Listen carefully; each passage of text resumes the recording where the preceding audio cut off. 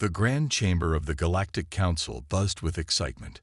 Beings from 1,000 worlds filled the room, their diverse forms a testament to the vastness of the universe. At the center, on a raised platform, sat the High Council, the most powerful entities in the known galaxy. High Counselor Zixtal, a tall, slender alien with shimmering blue skin, raised a hand for silence. The room quieted immediately. Esteemed colleagues, Zixtal's voice boomed. Today we discuss a matter of minor importance. A ripple of laughter spread through the chamber. The species known as humans have petitioned, yet again, for membership in our esteemed Galactic Council. On a large holographic display, an image of Earth appeared, spinning slowly. Several council members leaned forward, curiosity evident in their alien features. Counselor Vexna, a reptilian being with scales that changed color with her mood, spoke up. High Counselor, why do we even entertain this notion? These humans are barely out of their stone age. More laughter echoed through the chamber. Zixtal's mouth curved in what passed for a smile among his species. Indeed, Counselor Vexna. But let us hear their case. It should prove amusing. A small, nervous-looking human stepped forward. Ambassador John Chen, Earth's representative, cleared his throat. Esteemed members of the Galactic Council, he began, his voice shaky but determined, Earth respectfully requests consideration for membership. We believe we have much to offer the galactic community. Before Chen could continue, Counselor Kraz, a bulky creature with 4 arms and a booming voice, interrupted. Oh, and what exactly do you have to offer? Your quaint fossil fuel vehicles. Your primitive projectile weapons. Chen's face reddened, but he pressed on. We have made significant advancements in various fields. Our scientists are on the brink of several breakthroughs that could benefit. Breakthroughs. Vexna cut in, her scales turning a mocking shade of orange. Let me guess, you've discovered how to split the atom. How charming. The chamber erupted in laughter once more. Chen looked around, his expression a mixture of frustration and embarrassment. High Counselor Zixtal raised a hand, quieting the room. Ambassador Chen, while we appreciate your enthusiasm, the facts remain. Your species has barely managed interplanetary travel. Your technology is centuries, if not millennia, behind the galactic standard. And your military. Zixtal paused for effect. Well, let's just say it's hardly worth mentioning. On the holographic display, images of Earth's military forces flashed by. To the advanced aliens, the tanks, jets, and ships looked like children's toys. But we are learning quickly, Chen protested. Given the chance, we cooled. Counselor Kraz waved a dismissive hand. Learn? By the time you learn to keep up, young species will have colonized another galaxy. The laughter that followed was deafening. Chen stood there, his face burning with humiliation. High Counselor Zixtal leaned forward, his voice dripping with false sympathy. Ambassador, surely you see the humor in your request. Your species is young, barely out of its cradle. Perhaps in a few centuries, we might reconsider. For now, we suggest you focus on not destroying your own planet. That seems challenge enough for humanity, doesn't it? As Chen opened his mouth to respond, Zixtal continued, This council has made its decision. The human petition for membership is denied. We will revisit this matter in, shall we say, 500 years. The council members nodded in agreement, some still chuckling. Chen, defeated, bowed stiffly and retreated from the chamber. As the doors closed behind him, Chen's shoulders slumped. He had failed. Earth would remain isolated, seen as a backwater planet by the galactic community. Little did the Galactic Council know, their mockery was about to backfire spectacularly. For back on Earth, hidden from prying alien eyes, humanity had been preparing. The humiliation faced by Chen would be the catalyst for revealing a truth that would shake the very foundations of the galaxy. In a secret facility deep beneath the Pacific Ocean, a team of Earth's finest engineers and scientists were putting the finishing touches on a vessel that would change everything. The U.S. Nemesis was about to make its debut, and the arrogant Galactic Council would never know what hit them. The news of the Galactic Council's mockery spread across Earth like wildfire. In the halls of power in Washington, D.C., military leaders gathered for an emergency meeting. Their faces were grim, their jaws set in determination. General Sarah Chen, Chief of Staff of the United States Space Force, stood at the head of the table. Her eyes blazed with a mix of anger and resolve. "Ladies and gentlemen," she said, her voice steady but filled with steel, "today, the Galactic Council laughed at us. Tomorrow, they'll learn why that was a mistake." The room erupted in murmurs of agreement. Admiral James Rodriguez, a veteran of countless space skirmishes, spoke up. "It's time we unveil Operation Thunderbolt," he said. The others nodded, knowing smiles spreading across their faces. General Chen pressed a button on the table. A holographic display flickered to life, showing a massive spaceship unlike anything seen before. "Allow me to introduce the U.S. Nemesis," she said, pride evident in her voice. The ship was a marvel of human engineering and alien tech reverse-engineered from crashed UFOs. Its hull was sleek and dark, absorbing light rather than reflecting it. Weapon ports dotted its surface, hinting at the firepower hidden within. "The Nemesis is our answer to the Council's arrogance," Chen continued. "It's faster, stronger, and more advanced than anything they've ever seen, and they have no idea it exists." The hologram zoomed in, showing the ship's interior. "We've equipped it with a quantum fold drive," said Dr. Aisha Patel, the lead scientist on the project. "It can cross the galaxy in days, not years. Our cloaking technology is leagues beyond what the Council possesses." The military leaders leaned in, fascinated. Dr. Patel continued, "The weapons systems are, well, let's just say they're going to regret underestimating us." General Chen nodded. "We've been preparing for this day for years. Every insult, every diplomatic snub, every trade deal that favored them. We remembered it all. And we worked in secret, pushing the boundaries of science and technology." The room fell silent as the weight of the moment settled on them. They were about to change the course of human history. "Who will crew this marvel?" asked Colonel Wizong, his eyes still fixed on the hologram. Chen smiled. "Only the best. Captain Emily Sato will command the Nemesis. Her record is impeccable, and she's shown a knack for outmaneuvering alien tactics." The hologram shifted, showing a woman in her late 30s with short black hair and determined eyes. "Sato's been training her crew in secret for months," Chen added. "They're ready." Admiral Rodriguez stood up, his face solemn. "This mission carries enormous risk," he said. "If we fail, Earth will be vulnerable.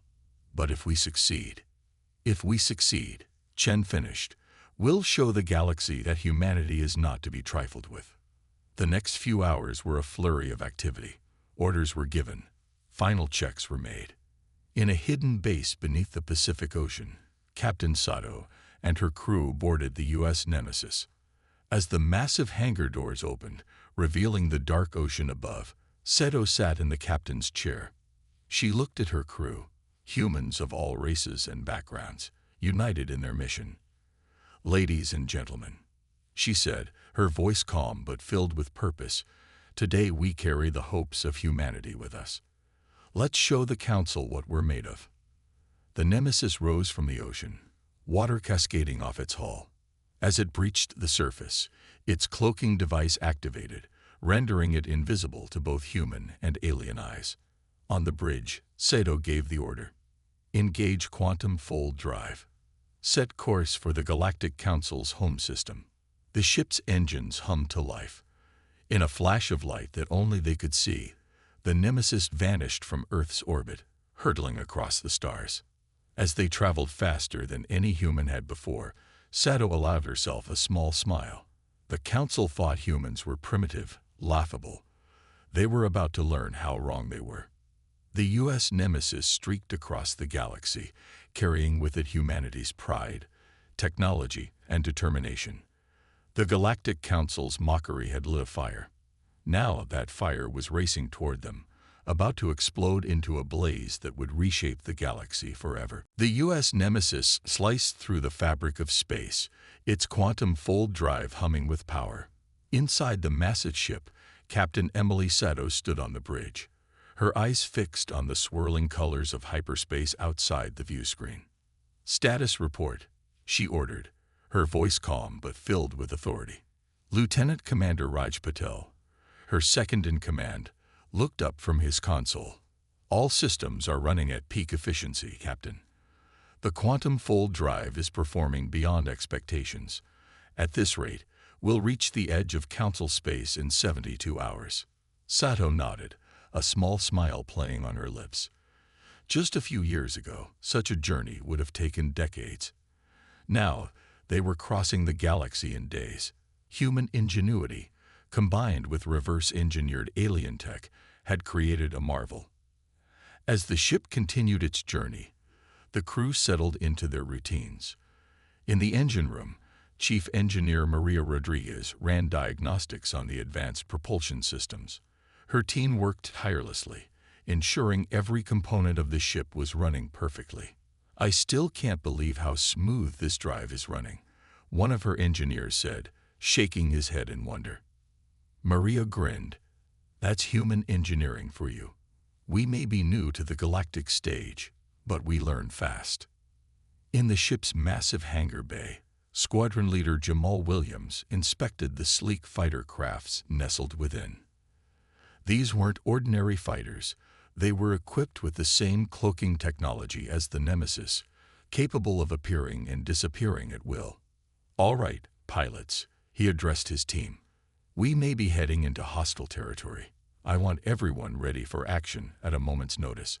The Council thinks we're pushovers. Let's show them how wrong they are." As the journey continued, the crew's excitement mixed with tension.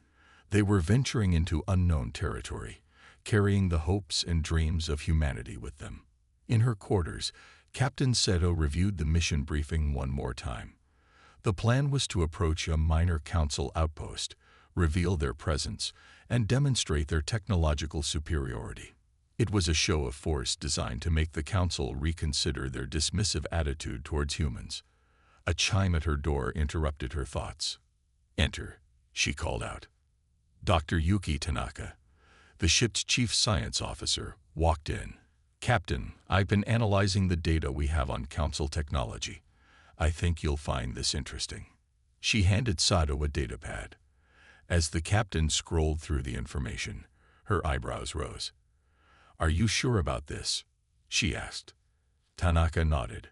"Positive. Their shields operate on a frequency we can easily penetrate, and their weapons, while powerful, are predictable. With our advanced eye-targeting systems, we should be able to outmaneuver them easily." Sato leaned back in her chair, processing this information. "This could change our approach," she mused. "Good work, Doctor. Please share this with Tactical." As Tanaka left, Sato turned to look out her window at the streaking stars. The enormity of their mission weighed on her. They carried humanity's future on their shoulders. Hours passed, and the Nemesis continued its relentless journey. The crew trained, prepared, and waited. In the mess hall, off-duty personnel swapped stories and theories about what they might encounter. "I heard the Council has ships the size of moons," one crewman said. His companion scoffed. "Yeah, and I bet they're about as maneuverable as moons too. Our girl here will run circles around them." Their banter was interrupted by a ship-wide announcement. "All hands, this is the captain speaking. We are approaching the edge of Council space. All personnel, report to battle stations." This is not a drill. A flurry of activity erupted throughout the ship. Crew members rushed to their posts, hearts pounding with a mix of fear and excitement. On the bridge, Captain Sato stood tall, her eyes fixed on the viewscreen as the swirling colors of hyperspace began to fade. "Prepare to disengage quantum fold drive," she ordered. "Activate cloaking device." The U.S. Nemesis slipped back into normal space, invisible to all sensors. Before them lay the vast expanse of the Galactic Council's territory. The ship that Earth had pinned its hopes on had arrived, ready to change the course of galactic history. As they cruised towards their first target, Captain Sato allowed herself a small, determined smile. "Let's introduce ourselves to the neighborhood," she said quietly. The Nemesis moved forward, silent and unseen, carrying with it the future of humanity and the promise of a new era in the galaxy. The U.S. Nemesis glided silently through the star-studded expanse of Council space, its advanced cloaking technology rendering it invisible to both eyes and sensors. On the bridge, Captain Emily Sato and her crew watched with bated breath as they approached a bustling Council outpost. "Tactical report," Sato ordered, her voice steady despite the tension in the air. Lieutenant Sarah Chen, the tactical officer, responded promptly. "Captain, I'm detecting a patrol fleet of 5 Council ships. Their technology matches our intel. They seem relaxed. No sign they've detected us." Sato nodded, a small smile playing on her lips. "Perfect. Let's give them a wake-up call. Helm, bring us within visual range, but keep the cloak active." As the Nemesis drew closer, the crew could see the Council ships clearly on the main view screen. They were sleek, colorful vessels that looked more like works of art than warships. Their casual formation spoke volumes about how safe they felt in their own territory. "They really don't expect any threats out here, do they?" Commander Raj Patel mused, shaking his head.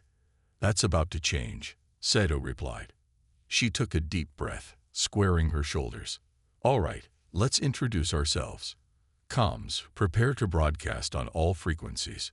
Tactical, be ready to drop the cloak and raise shields on my mark." The bridge crew tensed, ready for action. This was the moment they had trained for, the reason they had journeyed across the galaxy. "This is it, people," Sato addressed her crew. "Remember, we're not here to start a war. We're here to prevent one by showing them we're not to be trifled with. Let's make Earth proud." With a nod from Sato, the communications officer opened a channel. "Broadcasting now, Captain." Sato's voice rang out, not just on the Nemesis, but across every Council ship in the vicinity.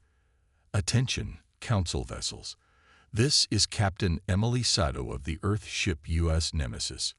We come in peace, but we will not be ignored or disrespected." On the Council ships, confusion reigned. Alien crew members looked around, baffled by the voice coming from seemingly nowhere. Sato continued, "Your Galactic Council has dismissed humanity as primitive and weak. We're here to correct that misconception. Observe." She nodded to her tactical officer. "Drop cloak. Raise shields." In an instant, the massive form of the U.S. Nemesis materialized out of thin air, dwarfing the Council patrol ships. Its dark hull seemed to absorb the starlight around it, and the glow of its powerful engines cast an intimidating light on the suddenly small-looking Council vessels. On the Council ships, chaos erupted. Alarms blared, crew members scrambled to battle stations, and captains shouted frantic orders. "By the cosmic void," one Council captain exclaimed. "Where did that behemoth come from?" The lead Council ship, its captain somewhat regaining composure, opened a channel to the Nemesis. A hologram of a reptilian alien appeared on the Nemesis bridge. "Unidentified vessel," the alien spoke, its voice a mix of fear and attempted authority. "You are in restricted Council space. Identify yourself and prepare to be boarded." Sato couldn't help but smile at the alien's bravado. "I believe I already did, Captain. We are the U.S. Nemesis from Earth. And as for being boarded," she nodded to her tactical officer. In a dazzling display of technology, the Nemesis unleashed a series of non-lethal but impressive weapons. Electromagnetic pulses disabled the Council ship's primary systems without causing permanent damage. Pinpoint energy beams sliced through their shields like they weren't even there. Within moments, the entire Council patrol fleet was dead in space, their engines offline and weapons systems fried. "Now then," Sato addressed the stunned Council captain, whose hologram still flickered on the bridge. "I believe we have your attention. We'd like to discuss humanity's place in the galaxy. I suggest you contact your superiors." Let them know that the era of dismissing Earth is over. As the Council ships floated helplessly, their crews working frantically to restore power, the U.S. Nemesis stood tall and proud. In a single encounter, they had shattered the Council's perception of humanity. On the bridge of the Nemesis, the crew exchanged excited glances. They had done it. They had announced humanity's arrival on the galactic stage in a way that could not be ignored. Captain Sato allowed herself a moment of satisfaction before turning to her communications officer. Send a message to Earth. Tell them Phase 1 is complete. The real work begins now. As the message was sent, the Nemesis prepared for its next move. The galaxy was about to change, and humanity was leading that change. The news of the U.S. Nemesis' appearance and its easy defeat of a Council patrol fleet spread through the galaxy like wildfire. In the grand halls of the Galactic Council's central planet, Zor Prime, chaos reigned. Council members from 100 different species argued loudly, their voices echoing off the ornate walls. Some were angry, others frightened, and a few were secretly impressed. High Counselor Sathkral, a towering insectoid being, slammed his chitinous claw on the table. Silence, he shouted, his multifaceted eyes flashing with annoyance. The room gradually quieted. We have underestimated these humans. Sathkral continued, his antennae twitching nervously. Their technology, their audacity. It's beyond anything we expected. Counselor Lyra, a graceful avian creature, spread her wings in agitation. But how? We monitored their planet for years. They were barely able to reach their own moon. An elderly reptilian, Counselor Salik, hissed softly. It seems, my friends, that we have been deceived. The humans have hidden their true capabilities from us. As the counselors debated, a holographic display in the center of the room showed the U.S. Nemesis. Its dark, sleek form rotated slowly, dwarfing the council ships around it. Look at the size of that thing, one counselor muttered. It's bigger than our largest cruiser. Sathkral chittered thoughtfully. Size is not everything, but their technology. That cloaking device alone is centuries ahead of our own research. The Council's military advisor, General Kroll, a bulky creature with thick, armored skin, stepped forward. High Counselor, we must respond with force. If we allow this insult to stand, other species might get ideas. Murmurs of agreement rippled through the chamber. Sathkral raised a claw for silence. And what if we fail, General? What if these humans defeat our fleet as easily as they disabled our patrol? The room fell silent as the weight of that possibility sank in. Counselor Lyra spoke up, her voice soft but firm. Perhaps we should consider diplomacy. If the humans are this advanced, they could be valuable allies. Angry shouts erupted from several counselors. Allies? They invaded our space. They humiliated us. As the argument raged on, a junior aide rushed into the chamber, looking flustered.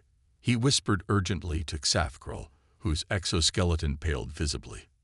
Silence, all of you. Sathkral's voice boomed. We've just received word. The human ship, this Nemesis, has been spotted near the Arcturus Gateway. They're deep in our territory now. Gasps and cries of alarm filled the room. The Arcturus Gateway was a vital trade hub, connecting multiple sectors of Council space. General Kroll growled, "We must strike now. Gather every ship we have. We'll crush this human vessel and teach their species a lesson they won't forget." But Counselor Salik was shaking his head. "No, General. If we fail, we risk losing everything. The humans have shown they can easily defeat our ships. We need a different approach." High Counselor Sathkral nodded slowly. "Agreed. We cannot risk open warfare, not when we know so little about their capabilities." He turned to the holographic display, staring at the imposing form of the Nemesis. "We need more information. We need a plan." As the council debated, the aide approached again, this time with a communication device. "High Counselor, we're receiving a transmission from the human ship. The room fell silent once more. Seth Krull took a deep breath, his antennae quivering. Put it through. The holographic display shifted, and suddenly the image of Captain Emily Sato filled the chamber. Her calm, determined face looked out at the assembled aliens. "Greetings, Galactic Council." Sato's voice rang out, clear and confident. "I trust we have your attention now. We're ready to talk about humanity's place in the galaxy. But know this, we come as equals, not as supplicants. The choice is yours. Peaceful coexistence or, well, you've seen what we're capable of." As Sato's transmission ended, the council chamber erupted into frenzied discussion. The fate of the galaxy hung in the balance, and the decisions made in this room would shape the future for countless species. High Counselor Seth Krull looked around at his fellow counselors, seeing fear, anger, and uncertainty in their eyes. He knew that whatever they decided next would change everything. The age of dismissing humanity was over. A new era had begun, whether the council liked it or not. The vastness of space near the Arcturus Gateway was suddenly alive with activity. A massive fleet of Galactic Council ships had gathered, their sleek forms glittering in the light of nearby stars. At the center of this armada was the flagship of Admiral Zexthor, a seasoned veteran known for his tactical brilliance. Zexthor, a tall blue-skinned alien with 4 arms, stood on the bridge of his ship, his eyes fixed on the holographic display before him. "Status report," he barked. His second-in-command, a reptilian named Shith, responded promptly. "Admiral, we have over 200 ships assembled. All are armed and ready for battle." Zexthor nodded, his face grim. "And the human ship?" "Still holding position near the gateway. Sir, they haven't moved since our arrival." The Admiral's eyes narrowed. The humans' lack of reaction was unsettling. Were they that confident, or was it a bluff? Suddenly, alarms blared across the fleet. "Admiral," Sith shouted, "the human ship, it's gone." Zexthor spun around. "What do you mean, gone? Did they flee?" Before Shith could answer, a massive shape materialized right in the middle of the council fleet. The U.S. Nemesis had suddenly appeared, its dark hull seeming to absorb the light around it.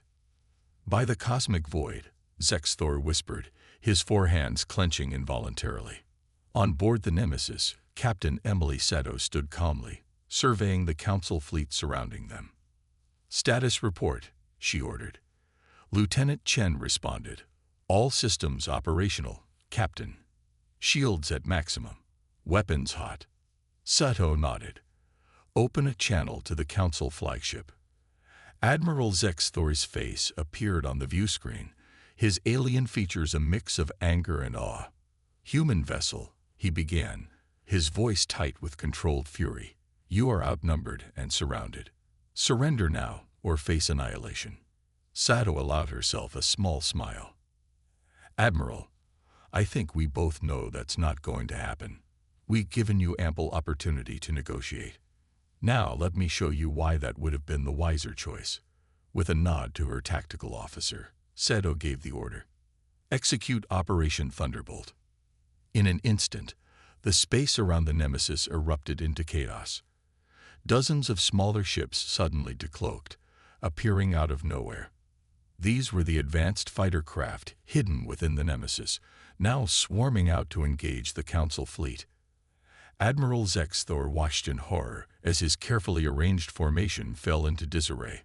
The human fighters were impossibly fast, their weapons slicing through Council shields like they weren't even there. "Return fire," Zexthor roared, but it was too late. The Nemesis itself had sprung into action, its advanced weapon systems targeting key ships in the Council fleet with surgical precision.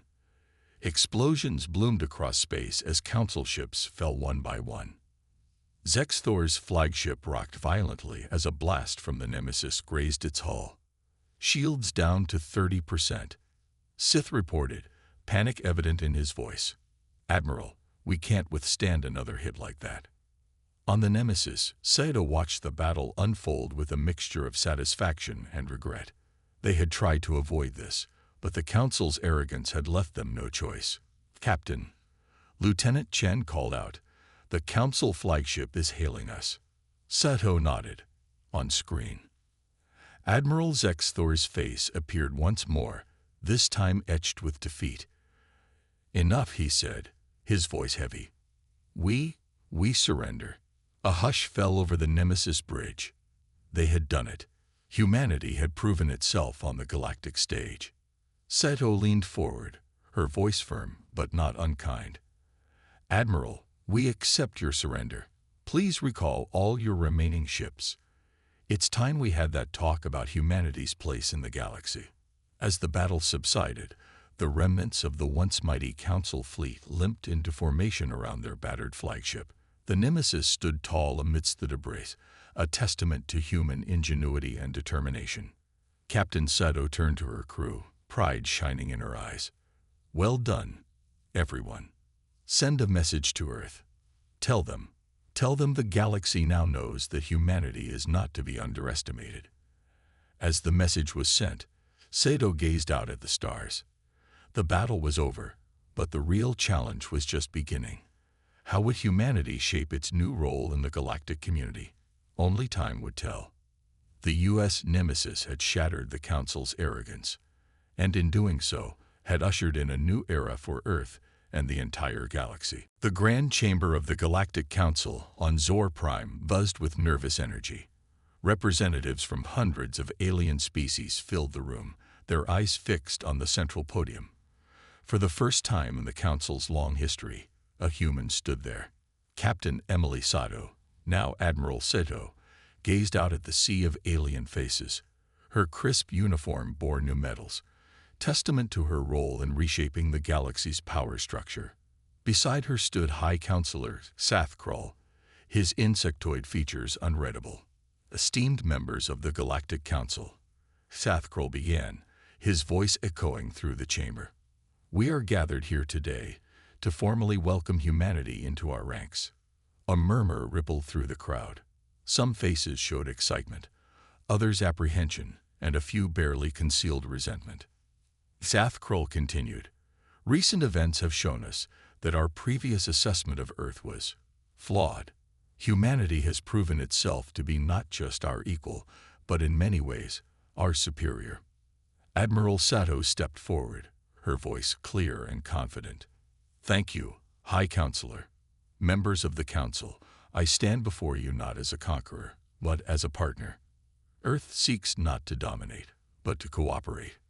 She paused, letting her words sink in. "We hid our true capabilities not out of deceit, but out of caution. The universe is vast and often hostile. We needed to be sure we could protect ourselves." In the audience, Counselor Lyra, the avian alien who had once advocated for diplomacy, nodded approvingly. Beside her, General Kroll, the military advisor who had pushed for war, shifted uncomfortably. Seto continued, "But now we offer our technology, our knowledge, and our friendship to all peaceful species. Together, we can explore the universe, solve its mysteries, and face its dangers." As she spoke, holographic displays around the chamber lit up, showcasing Earth's achievements. Images of gleaming cities, advanced spacecraft, and groundbreaking scientific discoveries flashed before the awestruck council members. "Impossible," one alien whispered. "They've achieved in decades what took us centuries." Sathkrul raised a claw for silence. "Admiral Seto speaks truth. The human ship Nemesis alone has technology that outstrips our most advanced vessels. But more than that, they have shown wisdom in victory. They could have conquered us. Instead, they offer partnership." Seto nodded gratefully to Sathkrul. "We propose a restructuring of the Council. No longer will one or two species dominate. Each member will have an equal voice. Earth will share its advancements, but we also look forward to learning from all of you." The chamber erupted in excited chatter. The idea of access to human technology was enticing to many.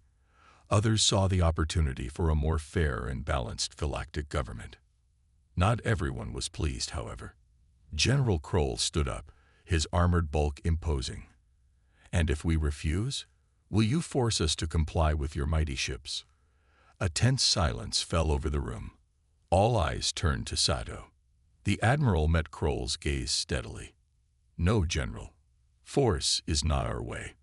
Any species that wishes to remain apart may do so, but they will miss out on the benefits of cooperation. The choice is yours." Her measured response seemed to deflate Kroll, who sank back into his seat. As the session continued, more and more council members voiced their support for the new order. Plans were made for cultural exchanges, joint scientific ventures, and a unified peacekeeping force. Hours later, as the historic meeting concluded, Admiral Sato stood on a balcony overlooking the sprawling alien city. Kroll joined her, his multifaceted eyes reflecting the setting sun. "You have changed everything, Admiral," he said softly.